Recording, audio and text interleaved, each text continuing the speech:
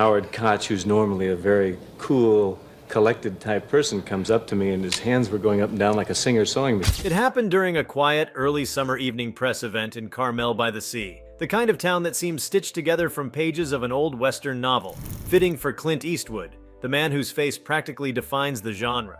The gathering was modest in scope, but intimate in atmosphere. Eastwood, ever the stoic presence, had agreed to sit down with a few hand-picked journalists for what was supposed to be a retrospective discussion of his life and contributions to cinema. No one expected him to drop a list of 5 actors he holds in personal and professional regard, especially not in such a direct, off-handed way. Yet there it was, an unexpected gift for fans, film lovers, and critics alike. Before we start, smash the like and subscribe buttons for more updates. The moment didn't come with any pomp or preamble. Eastwood had just finished recounting an old anecdote from the set of Unforgiven when someone asked who, in today's acting landscape or even from decades past, he admired most, not just for their talent, but for something deeper: presence, integrity, the kind of weight that lingers when the screen fades to black. He paused not because he was lost for words, but because he wanted to get it right. And then he said it. 5 names spoken plainly, each one a doorway into a different era and style of performance, yet all bound by something unmistakable. They weren't simply good actors, they were the kind of artists who made the camera pay attention, who elevated every scene, every line, often without needing to say a word. The significance of Eastwood naming these 5 actors is impossible to understate. A director and actor with over 6 decades in the business, Eastwood has always been sparse with praise, especially public praise. He's known for his minimalist approach, whether behind the camera or in interviews, and that economy of speech makes every word count. So for him to lift these particular individuals into the light, to say without reservation that he loves what they do, it wasn't just an opinion, it was an unspoken induction into a kind of cinematic brotherhood, a personal hall of fame informed not by popularity or box office figures, but by instinct, experience, and respect. Each name he offered carries a specific resonance within the industry. They are not actors often grouped together, and that's part of what made the revelation so compelling. Eastwood's choices reflected a range that spanned generations and genres, from modern-day masters of craft to actors who defined the golden age of Hollywood. That eclecticism spoke volumes about his own evolution as a filmmaker and the diversity of influence he acknowledges in shaping his worldview.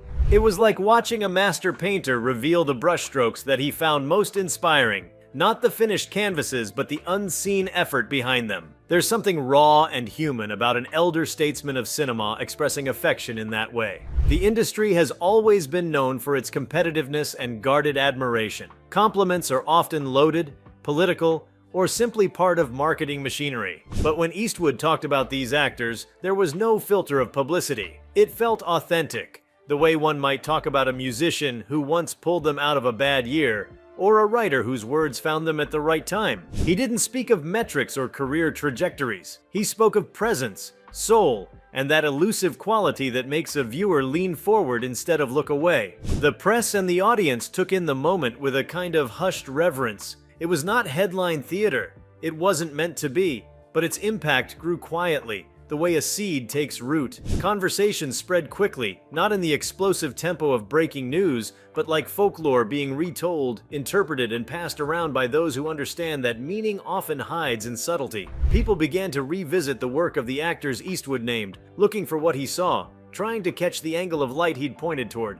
In doing so, they were engaging in the very kind of deep, reflective viewing that Eastwood has always stood for. In naming those 5, Eastwood didn't just give props, he offered insight into his own sensibilities. Each actor represented a particular facet of the cinematic diamond. One might be a master of restraint, another a chameleon who vanishes into every role. Another might wield vulnerability like a weapon, while one exudes gravity even in silence. This wasn't just about skill. It was about how they carried the weight of a story, how they made choices that served the material instead of their egos, how they reminded Eastwood of the value in simplicity, precision, and emotional clarity. There was also a sense of mentorship inherent in the moment. Though Eastwood didn't position himself as a teacher or guide, the gesture of lifting others into visibility always carries a legacy impulse. By naming them, he wasn't just talking to the present. he was whispering to the future, signaling to the next generation of actors and directors to study these individuals, not to imitate them, but to learn what commitment to the craft actually looks like when all the noise is stripped away. In an industry that often prioritizes flash over form, Eastwood's list stood as a quiet rebellion against the superficial. And then there's the unshakable power of timing. At this stage in his life and career, Clint Eastwood isn't obligated to say anything. He's long since passed the point where public opinion could influence his legacy. Every film he makes now, every appearance he agrees to, feels deliberate, almost ritualistic. So the fact that he chose this moment to share those names added a gravity to the gesture. It wasn't just a casual opinion thrown out to pass the time. It felt like a sort of artistic testament, a moment of summation, not of his own work but of the qualities he holds most sacred in others. For cinephiles, the announcement became more than a simple list. It sparked a deeper engagement with the medium itself. People began to compare notes, to debate, to look inward and outward. What does it mean for Eastwood to praise someone? What does he see when the rest of us see a performance? There was renewed discussion in film schools, on podcasts, and across forums and message boards about what makes a performance great, not just enjoyable or technically sound, but unforgettable. Eastwood had provided a kind of roadmap, albeit one drawn in shadows and nuance, for how to measure greatness. Critically, it also challenged some long-held assumptions about Eastwood himself. Often portrayed as a no-nonsense, emotionally guarded figure, especially in his earlier roles, this moment of praise illuminated a different side, one of reverence, connection, and even vulnerability. He wasn't speaking as a cowboy, a cop, or a cranky old director.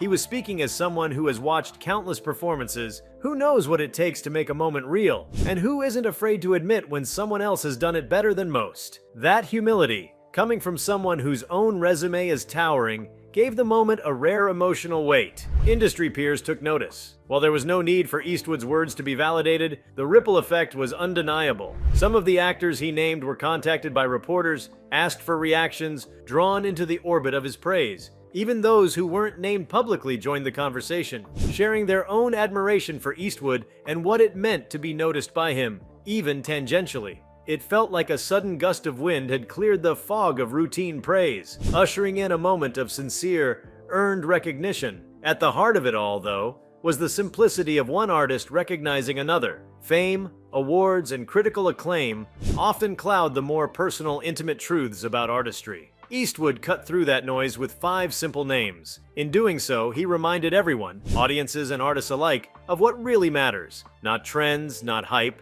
not algorithms, just performance, just presence. Just that moment when someone disappears into a role so completely, you forget they're acting. And when the credits roll, they've left something behind. A feeling, a question, a scar. In the days that followed, viewers returned to old performances with new eyes. They watched more slowly. They listened more closely. In a time when content floods every screen, Eastwood had reminded them of why certain performances linger. And in honoring these 5 actors, he wasn't just paying tribute. He was, in a quiet way, holding the torch a little higher, so that others might see the path more clearly. There is a certain clarity that only comes with time, and Eastwood's words felt crystallized by that kind of wisdom. He wasn't trying to be trendy or provoke debate. He was simply sharing what he knows to be true, shaped by a life spent behind and in front of the camera.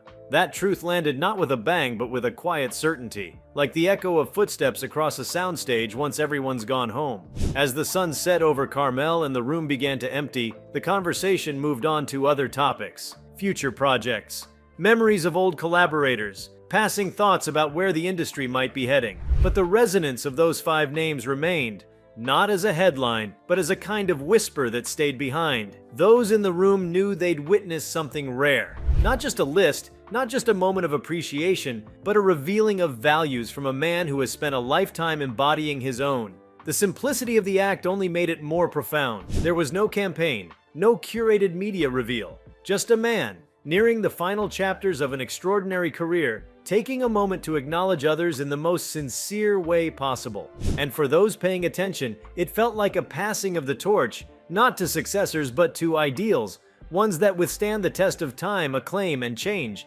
Eastwood didn't say why he chose those 5. He didn't need to. The answer was in his eyes, his tone, the pauses between his sentences. And perhaps that's the most powerful part of all. In an industry overflowing with words, it was his silence, the spaces around the names, that said the most. If you like this video, please give it a like and subscribe to our channel. Also, leave your comments below and tell us, what are your thoughts on Clint Eastwood's top 5 favorite actors? Surprised? We want to hear from you. Thank you for watching and see you next time.